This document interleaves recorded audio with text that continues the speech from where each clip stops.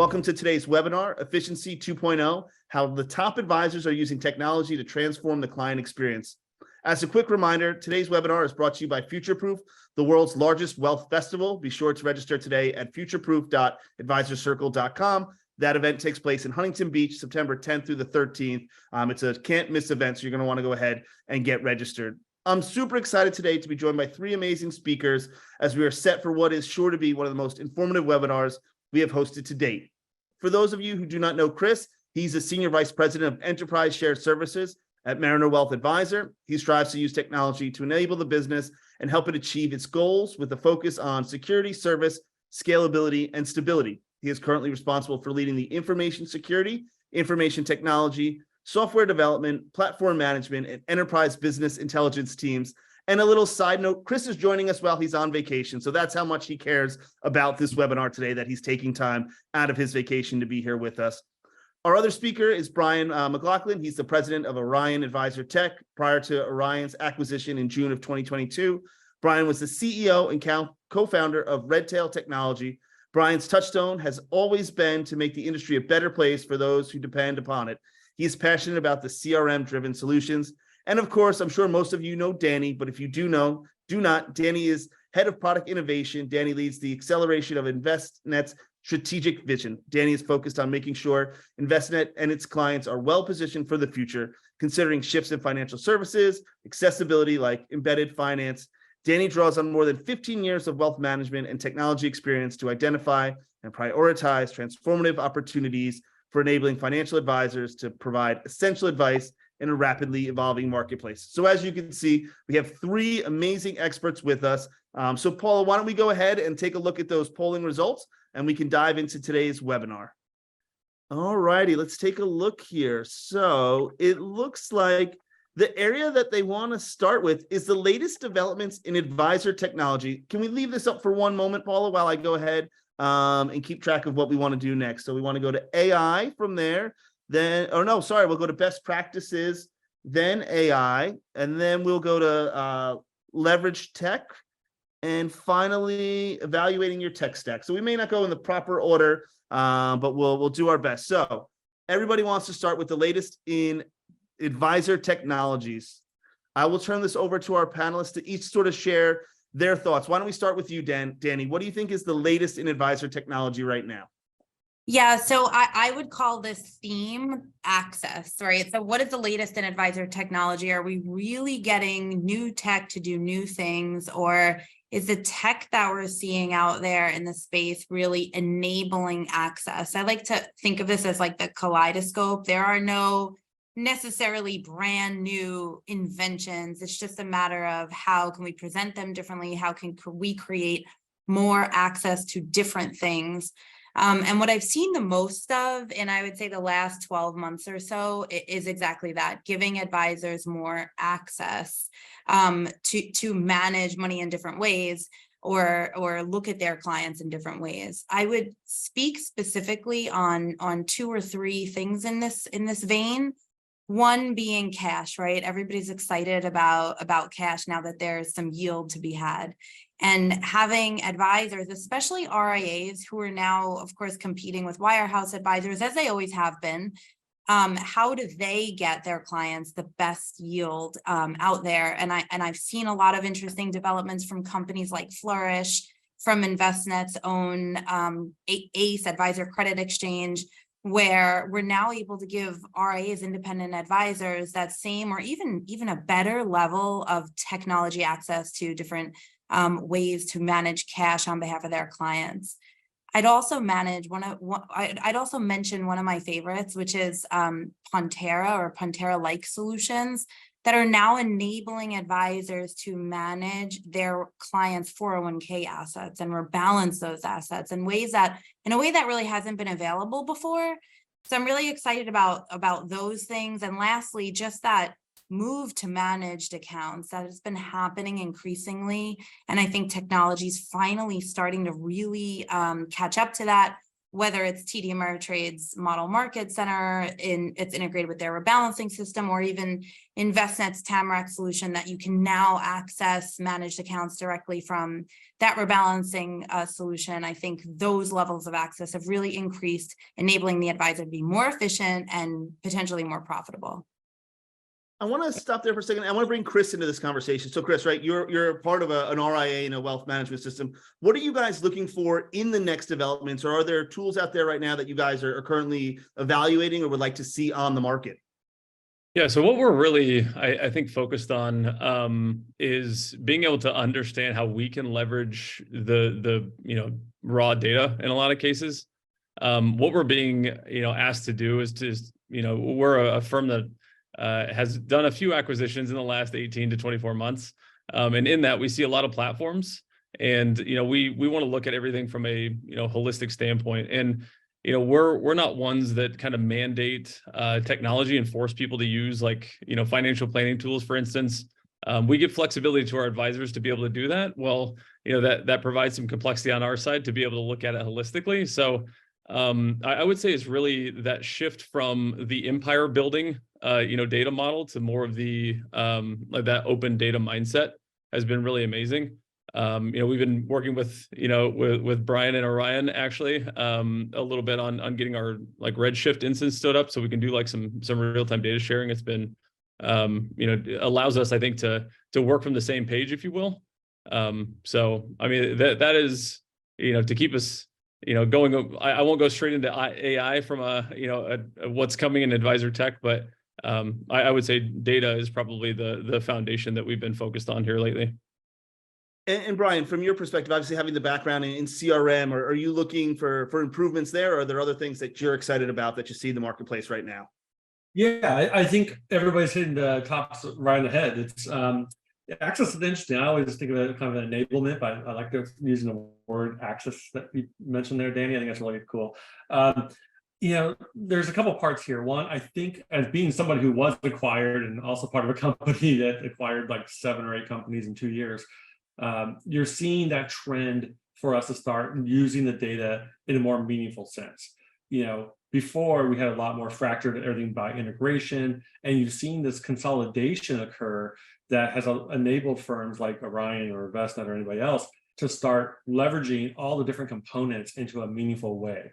And I got to be really careful here. I don't mean it to say an all-in-one solution. We like to call it most in one because we're still very open borders as far as working with other firms. But there's clear advantages to using technology in-house in the same stack, right? It's a reason why people buy some other solutions out there where they go all in one and start adding different things to it. So I think we're seeing that trend is really moving fast and forward right now. And to Chris, to your point, yeah, the Redshift, data democracy, it's opening up the data and exposing it. Exactly what we did with Redshift, and we're starting to do with Snowflake now, which is to provide a copy of what we have at our fingertips to people like Chris and other advisors across the country in real time without the heavy lift of building all these APIs and syncs and everything else. When we see a piece of data, he sees a piece of data. And that really changes the way that they can operate and build business trends, intelligence, everything else. I think one of the perspectives that we've taken as software companies, we'll build it and then deliver it to you. Well, it's kind of cool that we're getting into this hybrid sense where it's we'll build it and deliver it to you and give you the data so you can build your own on top of that and go even further for your unique needs. And Chris, by the way, Brian at Orion is my email too. So that was kind of cool. Don't know how I want to talk a little bit real quickly, if you guys don't mind here, and think about as we're talking about sort of new developments in the space. Maybe this is probably best suited for Dani and Brian to start with, and then Chris, we can get your thoughts. But I want to know, when you guys are thinking about developing new tools and bringing them out to advisors, is the sense how do we help the advisor? Or how do we help the end client? Now, I know everybody wants to say it's a bit of A and B, but it can't be really A and B. So I'd love to hear how you guys think about either rolling out upgrades or new technology. Is it put the client first, put the advisor first in your mind as you develop those tools? Go ahead, Brian. Do you want to start? No, you go ahead, Dan, please. I really am tempted to say both, John, but since you've kind of given us some rules of the road, I'll try. So, and luckily we're all sitting on the same side of the table, right? If the end client gets wealthier and more financial wellness in their life, the advisor does better, and InvestNet, Orion does better. And so we're all aligned. So that's the good news to start with, right? But I really, when I think of product innovation and what's happening in the future, I really do think of trends in the end consumer space. Like, what is the social behavior? What is the expectation? What's changing out there in the world and the way that we use technology, right? We're all wearing Apple Watches, or we're getting notifications, constant delivery of value in a brief format all day long, every day. That's the expectation that the end customer is experiencing. So when I think about product innovation, I think about, how do I enable the advisor to bring that level of value in that way to their customers? And so I really do think it starts, or the thought process starts with social behavior, trends in the consumer space, expectations. It is, AB. Unfortunately, you're right. I mean, I would say we do focus heavily on the advisor experience, right? I think there's still a lot of work to do on that front, talking about connecting the dots of the data and executable actions and so forth. When we focus heavily on the advisor's efficiency, and that can translate into client impression and success, right? But there's a big trend that even we're a part of, which is BFI tools, right? These are popping up more and more about social economic queries and polls and so forth, and insight gathering about how people feel about money, about how people feel about their advisor, how people feel about talking about it socially. That is a big trend coming out, and it's a big challenge that we got to do. You know, I think about it when you think about the kids coming up into the next wealth generation here, you know, they didn't really get trained a lot on how to handle and mentally prepare for having finances and responsibility around that. It's, you know, we don't have like home ec anymore in schools, right? You don't have those type of things that teach this. And so advisors kind of have to like have the tools at their disposal to be able to go and engage people that maybe are a little uncomfortable or a little sensitive about it, and open them up to, hey, this is okay to talk about, you know, it's comfortable, and here's a safe place. So there's two parts from that sense, but from the technology purely, as far as we drive it, I'd say a heavy focus still on the advisor side of things. And then Chris, from your perspective, sitting in your seat as a firm of advisors that are actually connecting with the end client, when you go to someone like Brian or to Dani, would you be thinking about, how do I help my advisors? How do I help the end client? And again, same caveat to you, it can't be an A and B sort of answer, that it would be both, but sort of where does your head go to first when you think about sort of upgrading your tech and rolling out new products? That's a good question. From my perspective, we treat advisors like clients, if that makes sense. Okay. You know, being a service organization, you know, and having many tentacles in technology, it's the better we can enable them is the way we feel that they can, you know, better serve their clients. So almost everything that we do is, you know, wanting to augment their ability to give better advice, and wanting them, you know, to enable them to do so. You know, even as simple as like, you know, us taking on complexities of, you know, having 15 different devices. Like some people want, you know, iPads, some people want, you know, all kinds of different technology to sit across the table from a client. We feel like that gives them the best tools to be able to do their jobs. So when we do go, you know, talk to, InvestNet, Orion, all of them, you know, it really is understanding what's in it for the advisor.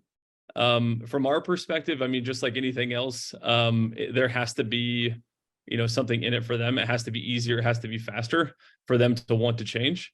But you know, that's usually what we look for is advisor efficiency, and then, you know, like I said, the identifying what is going to be that solution to enact that change.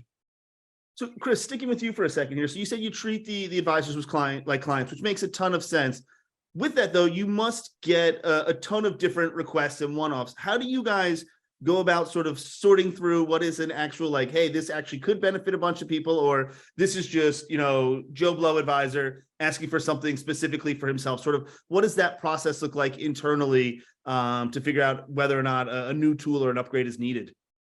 So we have a couple different facilities to manage this. We have a series of focus groups that we run internally with several layers of the business, actually. So not just advisors, but also, client service teams, wealth teams in general, even some of our, back office associates and things like that, just to understand, sometimes we implement something for, what we call the front stage, which is that whole advisor and client interacting, part of the business. And sometimes it makes it very challenging for, to service it and operate it in the back end. So understanding both sides of that coin is really important to us. But so we do a lot with focus groups. We have that's very centered on where we're going and road mapping and that kind of thing. We also have a pilot program that is looking and is charged with bringing a lot of these applications to us, because they're the ones that is the main point of being sold them. They're the ones being targeted by all the marketing. They're the ones that are showing up at wealth conferences and seeing some of this stuff on stage. And in a lot of those cases, they bring them to us, and we have kind of an approach to innovation where we kind of incubate these things. And so in some cases we discuss them, we understand them. Sometimes we do proof of concepts of them. And then after that, it's like we kind of understand, is this a niche tool that solves a small problem, or is this something that's more of an enterprise type application? And in those cases, it's like kind of when we do a wing to wing type deployment. So that's kind of how we think through it. Is we always want to have the best of the best. We do performance reviews consistently, and Marty always says the innovation comes from the bottom up, and we truly believe that, and try to foster listening to a lot of those voices. So that makes sense. So Chris, I'm going to put you on the spot here because we have a question specifically for you. We have a question. They want to know, because you have a bunch of different advisors and you allow them to use different tools, do you make them use one CRM? It depends. I would say for a business line, yes. So not to complicate this whole thing. Mariner is a business of W-2 advisors. It also has a platform of 1099 advisors. So the Mariner Advisor Network, as well as Mariner Wealth Advisors. So on the Mariner Wealth Advisors side, it's very, I would say like enterprise, optimally scaled. They're all, attached to the same organization, largely using the same amount of same services. On the 1099 side is more of that independent channel that gives them a little bit more freedom. And so, yes, they do have some options there, and there's, this is not to go full sales or anything, but there's a lot of different options for independent advisors on that side. Everything from, us providing a platform for them all the way to, kind of bring your own broker-dealer affiliations and the like. So what we're really trying to do is give, I wouldn't say be something to everybody, but kind of meet advisors where they are in the journey of wanting to be independent versus, wanting to be a full W-2 employee and be part of something bigger. So that's just, kind of what we've been doing the last, 4 years is kind of adding that platform business alongside the traditional wealth business. That is truly an A and B answer right there. Yep. So I want to kick it back over to Dani and Brian, though. So we understand, how now Chris looks at, whether or not they need to reevaluate tools or if they need upgrades. I'd love to understand from your organizations how you guys think through technology and when it might need to get an upgrade, or if it's something that maybe you would sunset. Why don't we start with you, Brian, on that one? Sort of how do you guys evaluate tools and make sure whether, again, they're servicing the advisor in the right way, whether they need an upgrade or they should be sunset and something new brought in? Yeah, I think there's a couple ways to answer this. I mean, when we look at new things, getting ideas, we gather ideas from a lot of different sources. We do it from our training and education programs. We gather a ton of data from the educational channel and put it into a system that we can actually build out more ideation programs around saying, what do they mean? What are they really trying to solve for? And we take the perspective of the data coming in to say, what is the outcome they're looking for? And let's build a tool that solves for an outcome. You'd be kind of really careful about building too custom every single time, because a lot of times we all kind of have the same outcome. We just need the tool to know how to get to that end state. There's other things though too, like we use tools like Full Story and so forth that help us map how people use our solutions. How far deep do they go into the software or not? And that ties to your last part of the question: where do we cut things off, right? That's really about managing like the technical debt from the software perspective. As we keep building, you have to be in the habit of being able to go back and reflect on what's actually valuable, what's actually something we should keep investing or double down or pull back. We've seen a couple of things where we're like looking at saying, hey, how can we reduce some of the noise and clutter of our app by just looking at the tools that people don't actually click on. Yeah, sometimes we just come up with an idea that we think is super brilliant. We all high five each other. We build it and push it out there, and it sits. I have a lot of experience on the retail side. I've done that before. And sometimes though, we build things, a great example of the Red Tail Speak product. I mean, if you look at the history of that product, this was something built at a hackathon, actually, go figure, the Orion hackathon, many years ago, and we gave it away free. We just published the code. But here you go. Somebody take it and build something. We don't want to build it. In the Red Tail days, years go by, it was too early. We looked at it, nobody took it on, so we decided to rebuild again. And we then rebuilt it again 3 times to get this right. And as it settled in, now you're looking at the product and saying it's been completely rebuilt to be more advisor-centric and more client-centric, focus on the important items. And now we're adding features, like we just did the ChatGPT add-on. So we're adding the features now as it's applicable, but like I know we're gonna get into AI, I'm sure. And as we dig into some of that stuff, for that new technology, that's where you're going to see a company like ours and many other companies do it, where they kind of are starting to push the boundaries of comfort, right? We want to give you tools in a kind of a controlled environment and say, let's try this, let's experiment a little bit. So we'll talk about that more later on, but that's how we look at it. Yeah. Absolutely. Dani.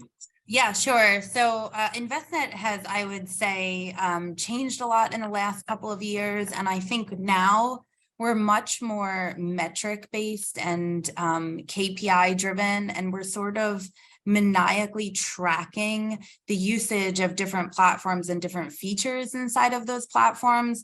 We use tools like Amplitude and Pendo, and those are back-end tools where we can really tag a site that an advisor is using, that an end client is using, and say, what is the behavior here versus the expected behavior? And somewhat Brian said, like, we think everybody uses this feature, but what is the real pull through? How much time is someone spending on that screen? Is anyone clicking on that option? And as you sort of build out those metrics and you track toward them, what you can also do then is build KPIs and say, well, I want this number of people to go there. And if they're not, let's figure out why and let's focus there, or let's, scrap that thing and make a change and build something new. And so it's really crucial, though, to have those tools in place in order to behave this way. It's one thing to say, like, I want to track and I want to make sure the tools that we're putting out there are being utilized to their full potential. It's really impossible to do that without those kind of tracking tools that and they're easy to use. These tools have kind of come a really long way in terms of being easy to implement and the reporting being really kind of digestible and understandable. So I would say if you are using technology, building technology, definitely want to have a plan to hire one of those folks and implement one of those tools. I do also want to touch on something that came in on the chat. So someone asked about the future of client portal tech, which I think is a really great question and properly placed under this topic. So here's what I would say about that. And Brian or Chris can fill in the technical details on where I mess it up. But when the future of client portal technology is a container, a very, very flexible container where you can pull widgets in from anywhere, or you can build your own and pop them in there, right? Without needing to go through a whole new authentication layer every time you do it. And the reason why you want to be so careful about hiring or buying a client portal tech that behaves in this way is that our expectations as consumers are changing so incredibly rapidly. And we'll talk about this when we get into AI, that data visualization is and our expectation of it is going to completely change as we understand how to better write prompts into the machine. As we learn how to better have a conversation with a machine, the front end expectations are going to continue to change. So the concept of a container that has flexible widgets that you can push in and pull out, or customized and personalized based on the user, is the most important core component of a client portal if you're out there shopping for one. So before you guys jump in, I would just remind everybody again, we are paying attention to the chat and the questions. So please don't be shy to be part of this conversation. We'd love to make sure that we're getting to your questions and those sort of things. But, Brian and Chris, your thoughts as to what Dani had shared there. You said beautifully, Danny. You nailed it on the head. Customizable widget, the whole thing. That's an experience like you and me, Chris, John, we all want personally, right? I mean, we want to go into a portal that's something engaging, not jumping into 5 different places. And the advisor wants to keep them on the brand, right? You want to keep awareness to them. So it's an interesting balancing act. So I think you nailed it on the head. I think one thing that we've decided to kind of pivot on to get more traction for advisors to be able to do this effectively is we've now tied it in directly to the CRM.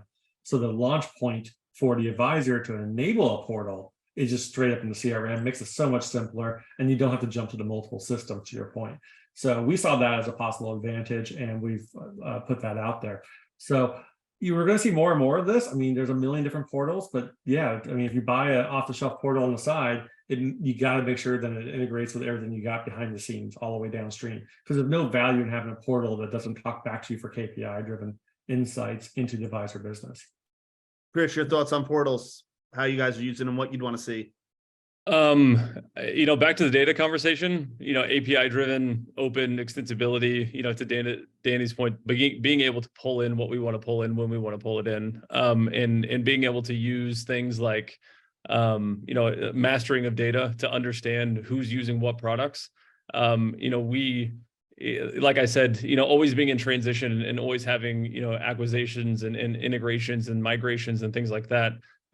We leverage just about every portfolio accounting system and every CRM, and being able to, allow them to use those things, very seamlessly and very easily, is, without ruining the client experience, is what we want to do. And so being able to pull in, data from all of those systems simultaneously into one experience is what we're looking for.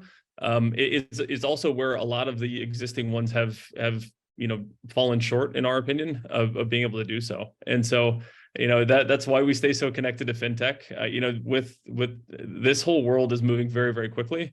And, to Dani's point again, to the ChatGPT and just, AI in general and Bard and everything else and all the integrations that are coming, watching this whole thing change, I would say largely in the last 6 weeks, probably, has been incredible, like probably as much traction as the previous 6 months in the space.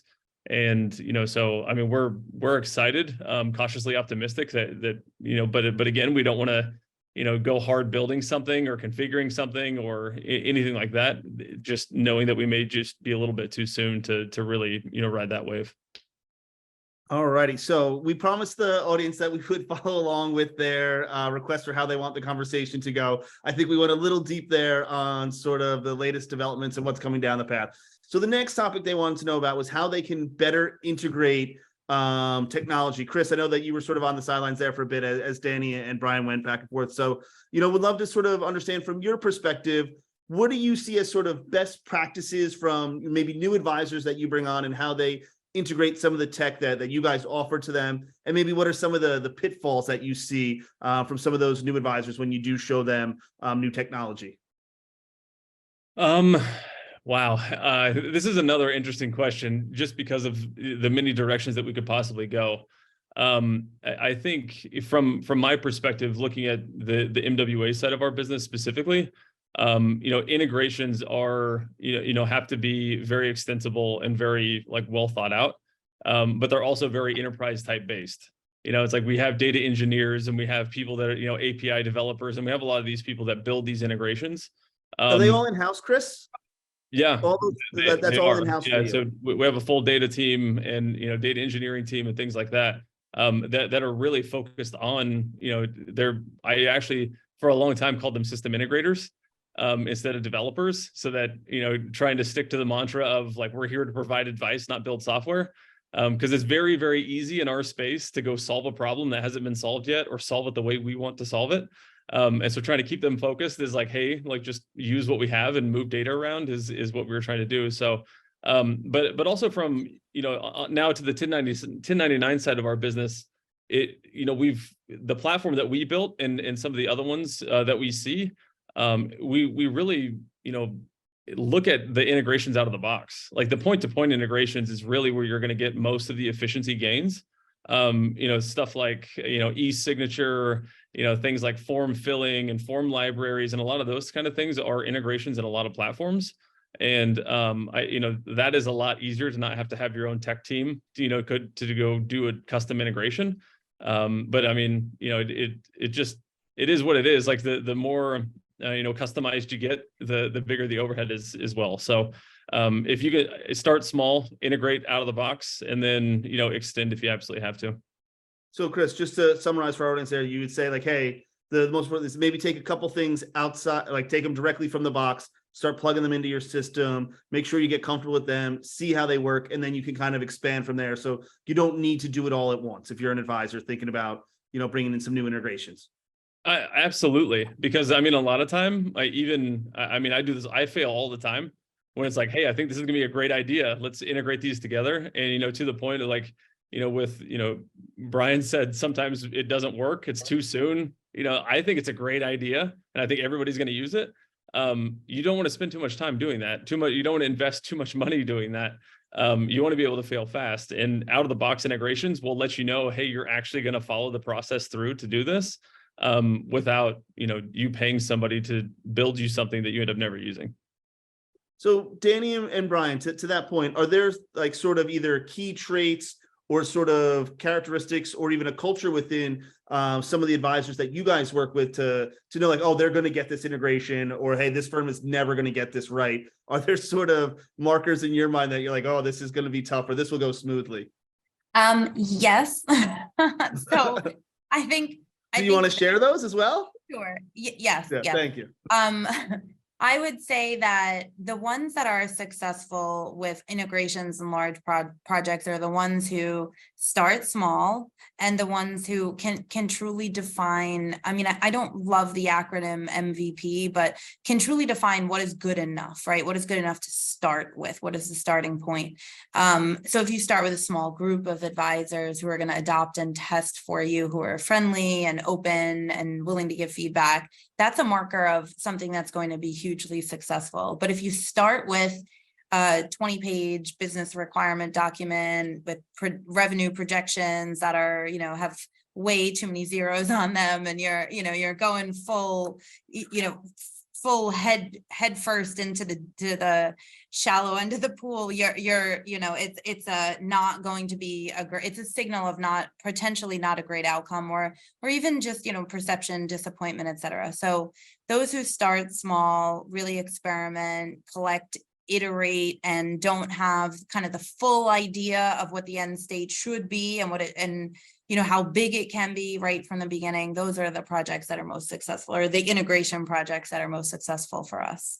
So Danny, if I take that a little bit further, so in your mind, if I'm an advisor and I'm going to bring in some new technology, I shouldn't be thinking of the $1 million in revenue that this is going to drive for me today. I should be thinking a little bit about like, hey, I might be able to get home to my family 10 minutes sooner today than I would have. And if I get that part correct, I can start to think about the $1 million and not worry about all the zeros right away. Yeah, I mean, opportunity sizing is important for prioritization.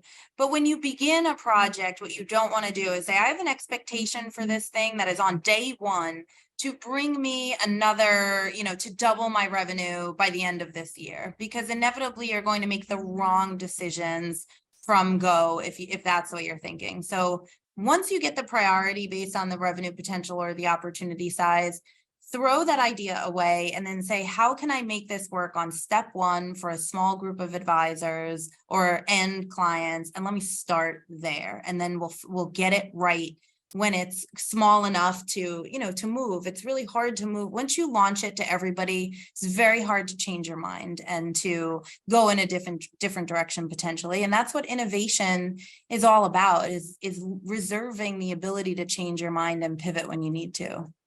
So Brian, I want to ask you a slightly different question to bring you in here. So I think Danny brings up a great point there, but sort of what is that time frame for looking at an integration, decide like, hey, this is working, this isn't working, my employees have embraced it, they haven't embraced it, kind of. And do you see a sort of timeline that like firms that give it X amount of time tend to be more successful, those sort of things, any kind of trends that you see there?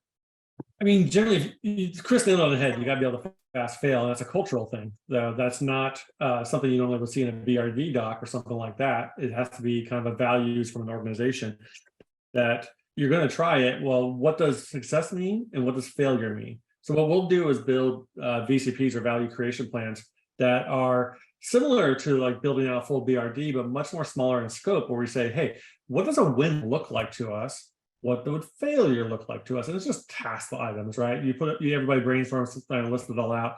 If you start hitting a couple of these things, that's your real driver, not really time. The time is an interesting measure because if we lock it and box it on time, we might actually do ourselves a disservice. If we said, hey, you got 3 months to do this. Well, life happens. 3 months can go by like that, right? I mean, 3 years went by with the pandemic. So, I mean, it blows past you. And that's not actually the important element of time. It's that success fail measuring. And if we don't build those in advance and understand what we're trying to build for or actually implement, it's never going to work. You'll never get the adoption. So planning in advance, yes. Building your objectives or goals, yes. Get everybody on the same page. But I would decline the time sentiment. Now, granted, if it's been 2 years and nothing's moving forward, you should have killed that project off a long time ago, like any business. But that comes from that VCP as well, though, right? Because I mean, you put kind of deadlines. Like I'll put it on mine. I'll say expected completion. Like when do I think we'll be done with this discussion, not this steering committee or this project or whatever? And we don't always hit them, but it's kind of that mile marker for us to know, okay, well, if we hit this and we keep missing it, it's been 2 weeks, we're going to sit down and have a conversation about whether it should exist or not in our system. If not, we kill it. Done.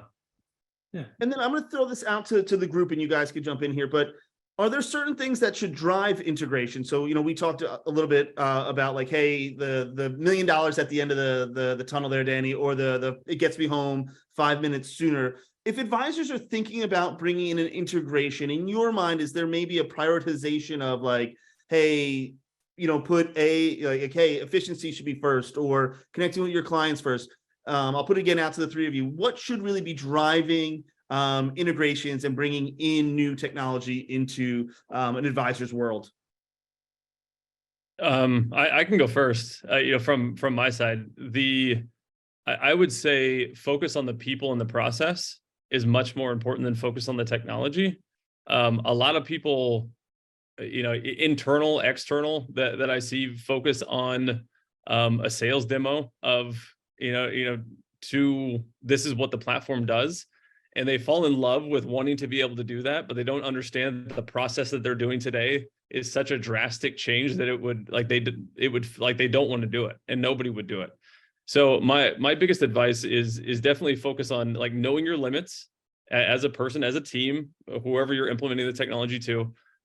Also understand, how big, what, your process fits best into from a technology perspective. In those cases, I think that you'll find you can easily identify processes that then, are like, when we go to evaluate them, I guess is what I'm saying is we look at frequency, we look at duration, and we look at, like how painful are they? And do we still have people typing things from platform to platform? That's where we identify the opportunities. It's like, now let's go, solve this process's problem with a technology, instead of the other way around. Gotcha. Dani or Brian? I'm gonna try to answer like two questions at once, because there was another one that came through in the chat that said, are there any tools you have available that advisors should be using but aren't? So let me answer the first part of the question, how to prioritize an integration or a new development. And I would say start with your problem. So what is it that you want to do for your firm? Do you want to increase the valuation of your firm? Do you want to add some efficiency and lower the OpEx? Do you want to, fill in the blank? How do you do that? Like, how do you figure out, where am I lacking? Where is my firm lacking? And then I'm going to say, we have so many insights at Envestnet for advisors and their practices. We have a wealth data platform that will show you the valuation of your business and your potential missed opportunities and your measurement versus your peers, right? how many what's your revenue? How what do your peers have in terms of number of employees and ops, or what is your firm's valuation versus your peers, and what is that lever that you could pull to change it the most? Is it a move to managed accounts, or is it, something else? And those insights are really underutilized. I think it's inertia. It's an advisor who owns their own business is saying, I know what's best for me and my clients. I don't need a dashboard to tell me where my biggest opportunities lie. But those insights are really incredibly valuable and precise, and it really goes beyond what you would naturally know, just by intuition. So I would say, yes, that's the tool that I would say use that, and then use that to determine what's my biggest problem inside of my practice. And that's how you figure out what is the next best thing for you to integrate or build or develop upon. All righty. So Brian, anything to add? We're coming up. We got about 10 minutes left. We certainly want to get to some questions from the audience, but we didn't even get to AI yet either. I think when you dig into the adding more tools to the stack internally to the business and stuff, I think there's two approaches. One is a strategic approach, which is you have that defined goal, as Dani mentioned or Chris mentioned, where like, I know what I'm trying to achieve. So it's a very strategic driven purpose to go solve the problem. And there's an exploratory version. And the exploratory is more this shiny object over here, right? We all, the whole, adage of grass is always greener, not, right? But you have that happening. And I'm sure Chris deals with it when the advisor comes to him and says, this is the best tool ever. I don't care what anybody else says. Okay, you think that way. That's awesome. That's exploratory. Let's go dig and see if it actually is. Let's go see if it's actually something that would provide value. They take a lot longer roadmap, a lot less commitment requirement because you're just testing. You're not going to actually maybe execute. So I'll just add that to that conversation because I want to get to the other stuff. Yeah, so I'd love to get to the AI stuff. I think we could do an entire webinar on that. But we have some actual very interesting questions that have come in here, and I would hate for those to go unanswered as we are coming up with about 6-7 minutes to go. So the first one here is, are you seeing any shift in pricing models? A lot of tech, i.e. Pantera, Red Black, promise functionality, but have AUM-based pricing models for firms that do not charge their clients an AUM-based fee. Paying a tech provider an AUM-based fee doesn't make sense. Does it really cost the provider more to manage $2 million than a $500,000 account? So I don't know who wants to jump in there and take that one, but I thought it was a very insightful question and probably directly goes to a problem they may be facing. Well, we charge more on the model of how many accounts, because yes, the volume of accounts and rebalancing and trading activity that happens, that does cost us. The reconciliation times, all that type of stuff. Less so on the AUM, which would be more the TAMP side of the business. And you're seeing, yes, some pricing changes happening across the board. I mean, Orion's done it across the board, but it's also been in the planning of adding more features and value into one price. That's what we kept hearing from our clients. They wanted to be a simpler, easier to understand package and get into the system, which will maybe give you more tools than you need, but access to the tools as you want them. So I think that's a key there for the pricing changes. Thank you, Brian. Dani, anything to add? And then Chris, I'd love to get your thoughts after Dani, if she has something to add there, just about how you guys think about price, but we'll give Dani an opportunity to go first. I would say there's one thought that came to mind. I don't know if pricing models are changing. I have not seen much change in terms of how things are priced, but to the point of, does it cost more to manage a $2 million account than a $500,000 account? Probably not, but I would say that one of the reasons why, AUM pricing from an advisor has happened is so the advisor is sitting on the same side of the table as the customer. It's not always a representation of how much more work is required, but how I will win as the advisor when you win at the same degree, and I will lose at the same rate that you do. So we're very aligned under an AUM pricing model. Gotcha. And then Chris, from your perspective, as you look at and evaluate tools, do you pay a lot of, obviously you pay a lot of attention to pricing. That's a wrong phrasing there, but how do you guys think about pricing and how do you want to be sort of charged for these things as you move forward? So I see a big shift actually to subscription-based model. Even for platforms and stuff like that, a lot of it has been shifting that direction.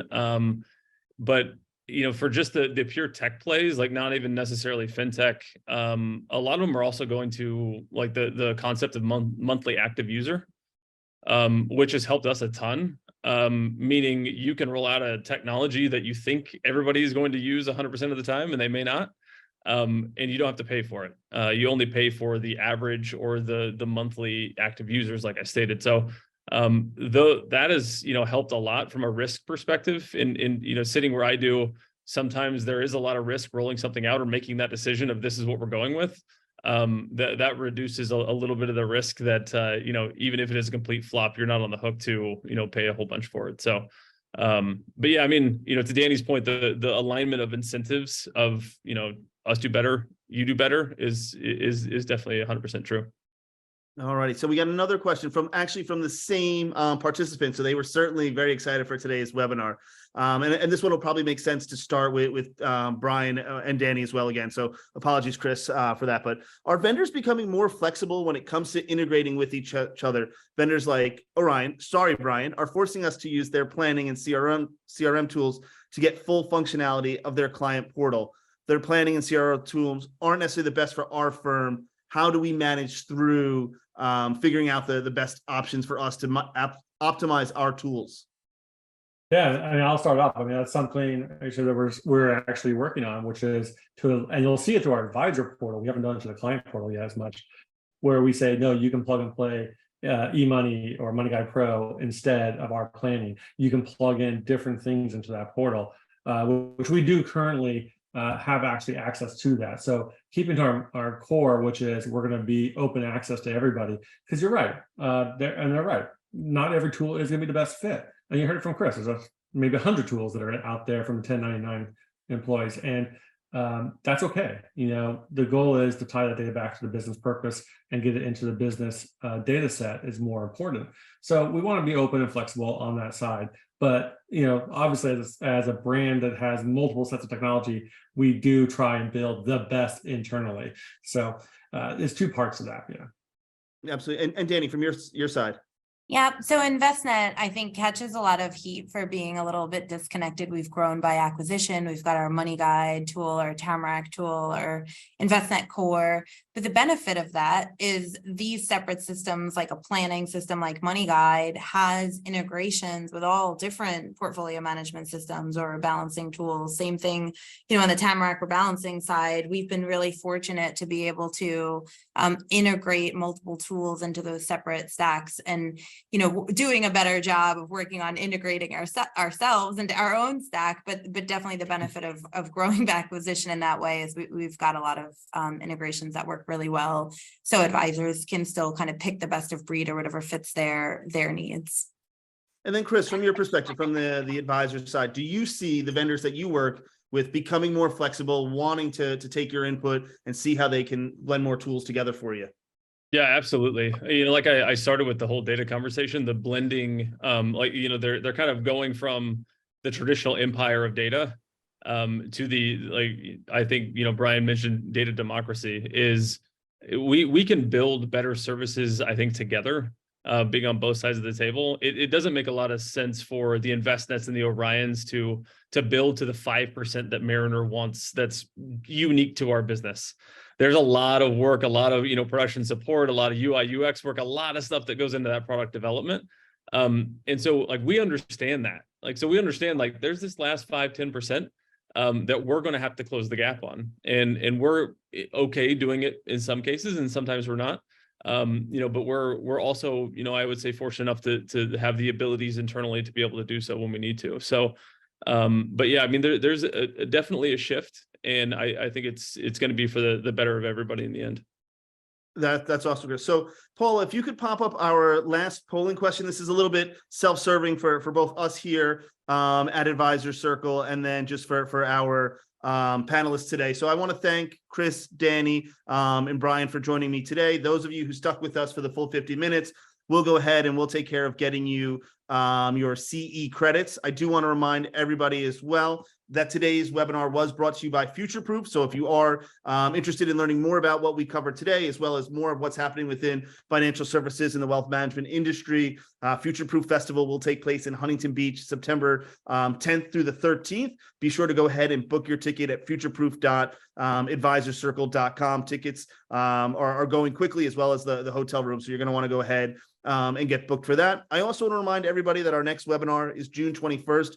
We'll be talking about alternatives and why they are booming in popularity amongst the retail space. I'll be joined by Howard Linson of Social Leverage, as well as Sylvia Kwan from Ellinvest, and we're going to go through everything that has to do with alternatives. So again, I want to thank everybody for joining us today, taking an hour out of their day. It was an absolute pleasure to spend that time with you. But again, a huge thank you to Chris, Brian, and Dani. Have a great day, everyone, and we look forward to seeing you on our next webinar.